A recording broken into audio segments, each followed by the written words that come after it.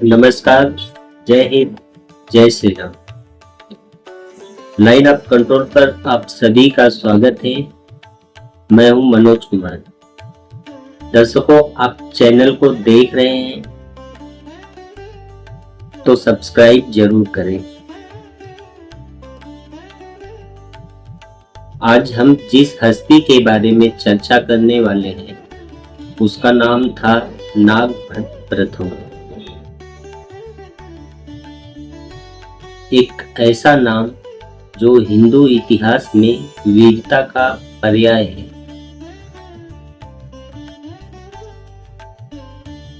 लेकिन दुर्भाग्यवश वामपंथी इतिहासकारों की साजिश के कारण इस योद्धा को अंधेरे में ढकेल दिया गया। 8वीं शताब्दी में गुर्जर प्रतिहार वंश के इस योद्धा ने अरब आक्रमण को पराजित कर हिंदू गौरव की रक्षा की। उनका शासन 725 ईस्वी से लेकर 745 ईस्वी के आसपास का रहा।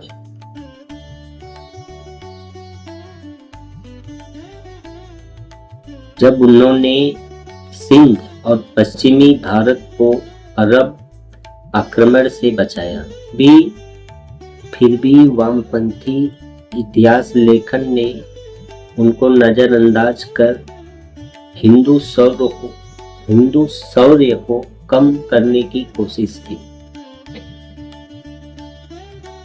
इस वीडियो में हम नागभट्ट प्रथम की वीरता को उजागर करेंगे और उस अन्याय को सामने लाएंगे जो वामपंथी इतिहासकारों ने उनके साथ किया। नागभट्ट प्रथम का जन्म गुर्जर प्रतिहार समुदाय में हुआ था, जो उस समय मालवा और राजस्थान के क्षेत्रों में शक्ति का केंद्र हुआ करता था।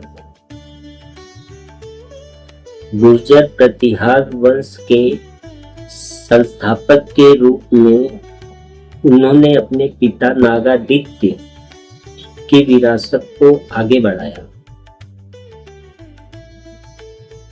और एक मजबूत सेना का निर्माण किया। उनकी शिक्षा, युद्ध कला, राज्य प्रशासन के आधार। इस दौरान अरब सेनाएं सिंध पर कब्जे के बाद भारत के भीतरी इलाके में कब्जे के लिए आगे बढ़ रही, जो नागभट्ट के लिए एक बड़ी चुनौती थी। नागभट्ट ने धर्म और मातृभूमि की रक्षा का संकल्प लिया, जो बाद में उनकी वीरता का नींव बनी। वामपंथी इतिहासकारों ने इस पृष्ठभूमि को जानबूझकर कम करके आंका, ताकि हिंदू प्रतिरोध की कहानी दब जाए। 730 ईस्वी के आसपास अरब सेनाओं ने गुर्जर क्षेत्रों पर हमला किया, जो उमैयद खलीफा के विस्तार का हिस्सा था। नागभट्ट ने इस चुनौती को ललकारा और अपनी सेना के साथ मैदान में मालवा में हुए इस युद्ध में उन्होंने अरब सेनाओं को बुरी तरह पराजित किया, जिससे इस्लामी विस्तार नीति और साहस ने दुश्मन को पीछे हटने पर मजबूर कर दिया। यह जीत न सिर्फ सैन्य सफलता थी, बल्कि हिंदू संस्कृति और धर्म की रक्षा का प्रतीक बना। जब अरबों ने सिंध जीत लिया था, जब उनका अगला निशाना पूरा भारत था, तब एक योद्धा खड़ा हुआ जिसने उनकी ताकत को चूर चूर कर दिया।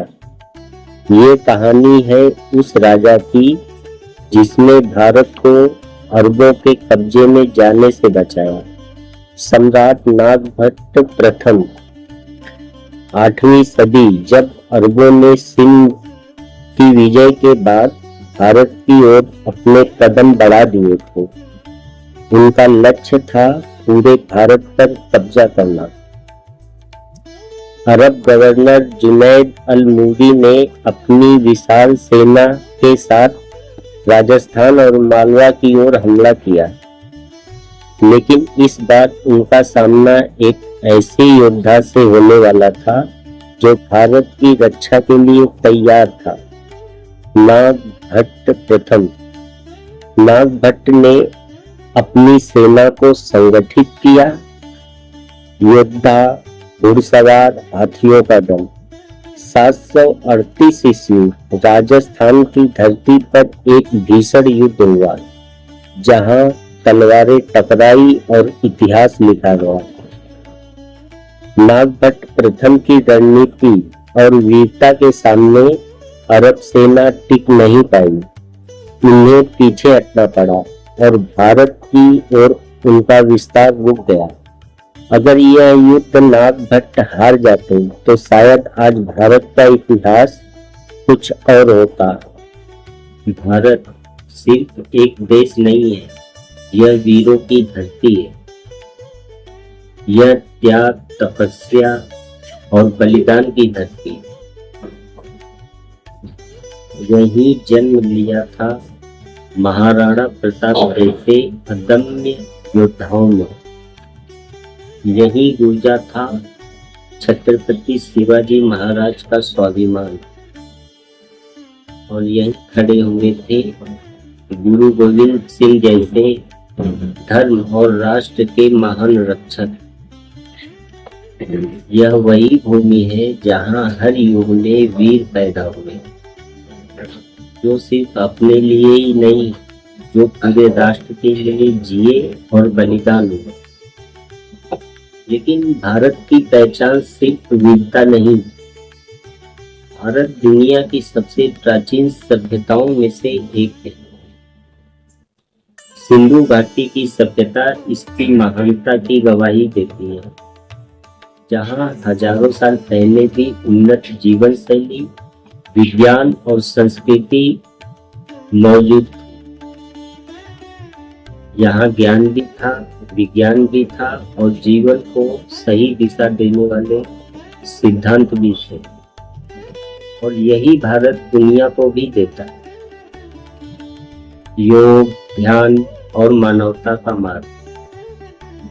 योग केवल शरीर को स्वस्थ रखने का तरीका नहीं, यह आत्मा को जागृत करने का मार्ग है।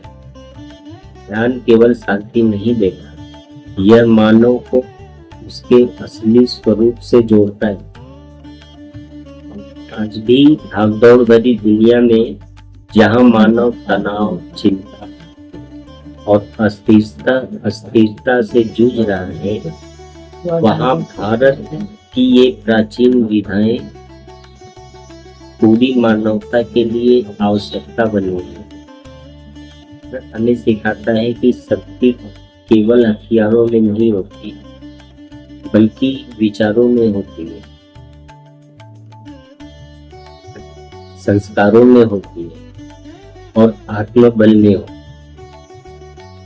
यही कारण है कि भारत सिर्फ एक देश नहीं, एक विचार है, एक चेतना है।